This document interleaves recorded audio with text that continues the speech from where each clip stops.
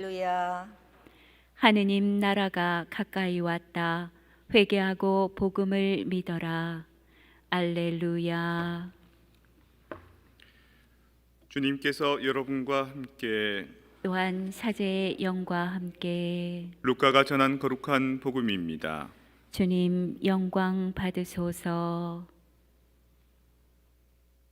그때에 주님께서는 다른 제자 72명을 지명하시어 몸소 가시려는 모든 고을과 고장으로 당신의 앞서 둘씩 보내시어 그들에게 말씀하셨다. 수확할 것은 많은데 일꾼은 적다. 그러니 수확할 밭의 주인님께 일꾼들을 보내주십사고 청하여라. 가거라. 나는 이제 양들을 이리떼 가운데로 보내는 것처럼 너희를 보낸다. 돈주머니도 여행 보따리도 신발도 지니지 말고 길에서 아무에게도 인사하지 마라. 어떤 집에 들어가거든 먼저 이 집에 평화를 빕니다 하고 말하여라. 그 집에 평화를 받을 사람이 있으면 너희의 평화가 그 사람 위에 머무르고 그렇지 않으면 너희에게 되돌아올 것이다. 같은 집에 머무르면서 주는 것을 먹고 마셔라. 일꾼이 품삯을 받는 것은 당연하다. 이 집 저 집으로 옮겨 다니지 마라. 어떤 고을에 들어가든지 너희를 받아들이면 차려주는 음식을 먹어라. 그곳 병자들을 고쳐주며 하느님의 나라가 여러분에게 가까이 왔습니다 하고 말하여라.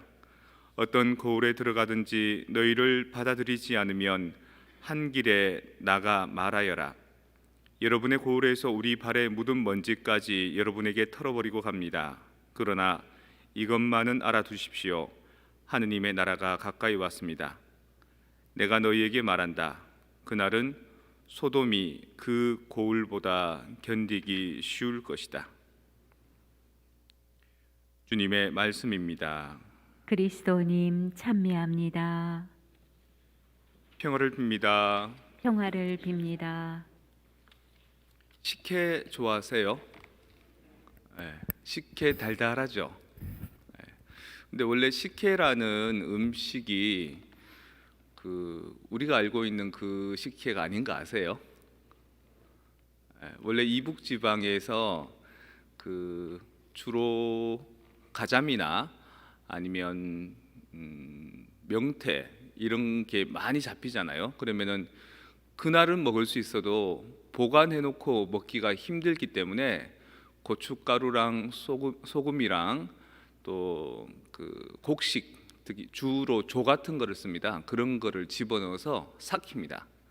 마치 일본에서 먹는 스시처럼 밥과 함께 어우러진 숙성된 생선이 되는 거죠. 그 대신 우리는 이제 양념이 많이 들어가는 거죠. 고춧가루처럼 그 맛이 또 괜찮습니다. 그래서 원래 냉면 중에서도 평양냉면은 원래 있었던 음식인데 함흥냉면이라는 건 없었답니다. 근데 평양냉면식에서 그 위에다가 명태를 이렇게 찢어서 식혜를 만든 것을 얹어서 먹는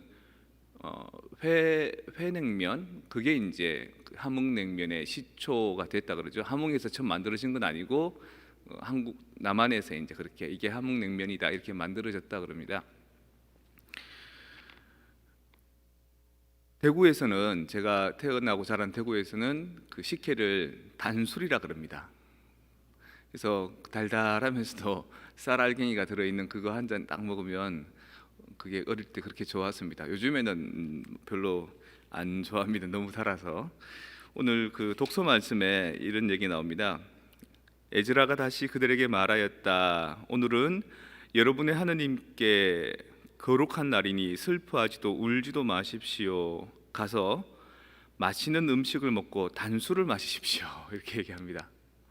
그러니까 이게 아마 포도주나 아니면 그때 과실을 발효시킨 술을 얘기할 것이고, 그 중에 당도가 좀 남아 있는 그런 달달한 그런 약간 리프레시먼트 될 수 있는 그런 어떤 음식을 얘기할 것 같은데, 저는 이 단술을 얘기를 들으니까 내가 좋아했던 요즘에 말하는 식혜, 그게 이렇게 생각이 납니다. 오늘 본기도에 보면 하느님 복된 예로니모 사제에게 성경의 진리를 깨닫고 맛들이게 하셨으니, 이런 말이 나오거든요. 성경을 맛들이게 하다. 우리가 식혜를 좋아하듯이, 내가 어릴 때 그 단수를 좋아하듯이 성경을 그렇게 맛들인 사람이 예로니모 성인이라 그럽니다. 예로니모 성인을 두고 그 가톨릭 교회에, 특히 이제 서방 교회에서 4대 그 학자 중에 한 명으로 칩니다. 토마스 아퀴나스, 아우스틴, 그다음 예로니모 이렇게 들어가거든요. 똑똑한 사람 중에 한 명으로. 왜 그렇게 치냐면 이분은 그 불같다, 베르지오 불같다. 그래서 베르지오가 버전 이런 뜻이에요. 불같다는 말은 그 보통의 평범한 모든 사람이 대중들이 알아들을 수 있는 이런 뜻입니다. 베르지오 불같다를 이제 번역한 분이죠. 다시 말해서 히브리어로 된 구약 성경, 그리고 또 그리스어로 된 성경, 또 이런 성경들을 이제 번역을 한 겁니다. 물론 이분이 히브리어에서 직역한 건 아니고 히브리어를 그 그리스어로 번역한 70인역을 가지고 번역을 하긴 했어도 이 시대만 해도 히브리어에도 능통하고 그리스어에도 능통하고 라틴어에도 능통한 유일한 사람이 이 예로니모 성인이었다 그럽니다. 언어적으로 뛰어난 사람이죠. 그리고 그냥 글만 잘 쓰는 그 언어적인 능력만 뛰어난 게 아니라 이집트 지역에 가면 은수자들이 많았거든요. 수도 생활 이전의 형태로 그 은수자들과 함께 명상 생활, 묵상 생활도 많이 그 즐겨했다 그럽니다. 그러니까 아주 내면의 깊이가 출중한 사람이기도 하고요. 그리고 마지막에 생애 마지막쯤에는 교황님, 다마소 교황님이 이분을 불러서 성경을 좀 번역해라라고 얘기를 합니다. 왜냐하면 성경이 그 당시에 모든 사람들이 읽을 수 있는 그런 성경이 아니고 그리스 말로 되어 있고 히브리 말로 되어 있고 뭐 이렇게 되어 있으니까 그 당시의 문화의 주류 언어는 라틴어였거든요. 한 300년도, 400년도 그쯤에는 로마 제국 이후이니까 그러니까 그 시대 사람들이 알아들을 수 있는 성경 번역 작업을 해라라고 해서 불같다역 성경을 번역한 겁니다. 그게 언제까지 쭉 읽혀졌냐면 루터에 의해서 종교 교육이 이루어지기 전까지 라틴어로 된 성경만 주로 이렇게 읽혔습니다. 그리고 그것에 대해서 그 맛을 들이고 그 말씀에 깊이 이제 천착할 수 있었던 사람인 거죠. 최민순 신부님이라는 분이 계신데 이분은 이제 저보다는 훨씬 더 뭐 아주 그 저희 아버지보다 더 연세가 많으신 분이겠죠. 그리고 또 돌아가셨습니다. 문학적인 조금 깊이가 있었던 분이고요. 또 우리가 잘 알고 있는 가르멜 영성 중에 뭐 영혼의 성, 또 어두운 밤 이런 깔멜 영성의 번역서를 이분이 거의 다 하셨습니다. 또 아우스틴 성인의 고백록도 이분이 번역을 하셨고요. 스페인에 가셔서 그 스페인 그 영성을 공부를 많이 하셨거든요. 이분이 이제 한글로 된 문학도 꽤 괜찮은 게 많고 여러 이제 족적을 많이 남기셨는데 이분이 쓴 시가 이런 게 있습니다. 외딸고 높은 산 골짜구니에 살고 싶어라. 한 송이 꽃으로 살고 싶어라. 벌, 나비, 그림자 비치지 않는 첩첩산 중에 값없는 꽃으로 살고 싶어라. 햇님만 내 님만 보신다면야 평생 이대로 숨어서 피고 싶어라. 그러니까 본인이 살고자 하는 그 삶의 사제 생활에 대해서 분명하게 신념을 가지고 계신 분이시고 그거를 이제 문자로 언어로 이렇게 남길 수 있는 문학적인 재능이 있으신 분이시죠. 최민순 신부님이 또 가톨릭 교회 안에 어떤 작업을 하셨냐면 우리가 알고 있는 시편도 번역을 하셨습니다. 지금 그 이후로 뭐 여러 가지 성경이 개정되고 번역이 되어 있는데 저뿐만 아니라 다른 여러분들도 시편을 제대로 이렇게 마음에 담고 싶으면 최민순 신부님이 쓰신 번역하신 그 시편을 읽습니다. 왜냐하면 첫째 지금 들어보셨던 것처럼 내면의 깊이가 출중하시고요. 그 다음에 문학적인 운율이 아주 뛰어나시고 그리고 시편이 가지고 있는 그때의 원래의 그 감성, 정황, 그 흥들을 제일 많이 우리 언어로 표현해 주시기 때문입니다.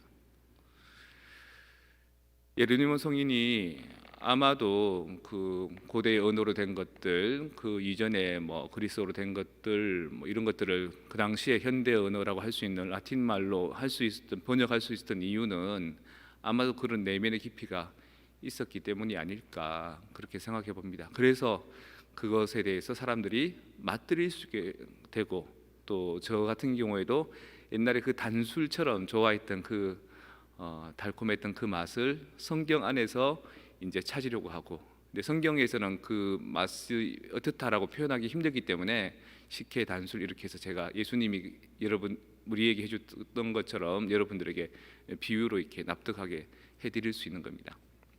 결국 하느님 말씀은 내가 어떤 내면의 깊이가 있느냐에 따라서 그 말씀에 조금 더 맛들일 수도 있기도 하고, 아니면 어린애들은 우리가 아무리 좋은 음식 먹여도 안 먹으라 그런 경우 많잖아요, 그죠? 그렇게 아무리 좋은 하느님 말씀도 맛들이지 못하는 사람도 있고, 여러분의 정황에 따라서, 능력에 따라서 그렇게 하실 수 있는 겁니다. 여러분들 하느님 말씀에 깊이 묵상하고 싶고, 깊이 맛들고 싶고, 그걸 통해서 큰 어떤 내적인 에너지를 삼고 싶으면 여러분들 내면의 삶의 깊이를 더하셔야 됩니다. 그래서 내면의 삶의 깊이를 더하는 방법 중에 하나가 말을 삼가하는 거고요, 또 행동을 삼가하는 거고, 그리고 내 삶에 있어서 진정 중요한 게 무엇인지를 선별해내는 작업들입니다. 그래서 그런 내적인 깊이가 더한 사람이라야만 성경에 나오는 문구들을, 성경에 나오는 성구들을 내 안에서 깊이 되새김질할 수 있습니다.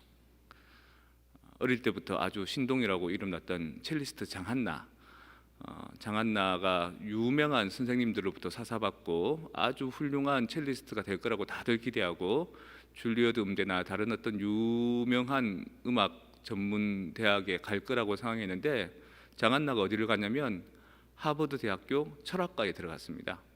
왜 거기 갔냐 이렇게 물으니까, 예술이란 거는 내 내면에 있는 어떤 가치들을 표현한 게 예술입니다. 음악도 그냥 악보대로 그냥 연주하는 거는 나 말고 다른 많은 사람들이 그렇게 할 줄 압니다. 하지만 나는 그 악보 속에 들어있는 음표의 가치들을 제대로 음미하고 그걸 제대로 재해석해서 여러분들한테 전달하고 싶은데, 그렇게 하려면 나에게 필요한 것은 음악적인 테크닉이나 기교가 아니라 내 내면의 깊이입니다. 그래서 나는 철학을 전공하고 싶습니다. 이렇게 얘기합니다. 성경을 공부할 때 국어적인 능력이 필요한 게 아니라, 언어적인 능력이 필요한 게 아니라 우리 삶의 깊이가 더 필요하지 않을까. 그리고 삶의 깊이는 공부를 통해서 얻어지는 게 아니라 내 인생의 여러 가지 굴곡진, 또 내 인생의 여러 가지 좋았던 것들, 기뻤던 것들, 아팠던 것들, 슬펐던 것들, 그 체험들이 바탕이 돼야지만 이 성경 말씀 이 구절은 단 술과 같이 그렇게 나에게 힘이 되어 주는구나라는 것을 여러분들 깨달으실 수 있을 겁니다.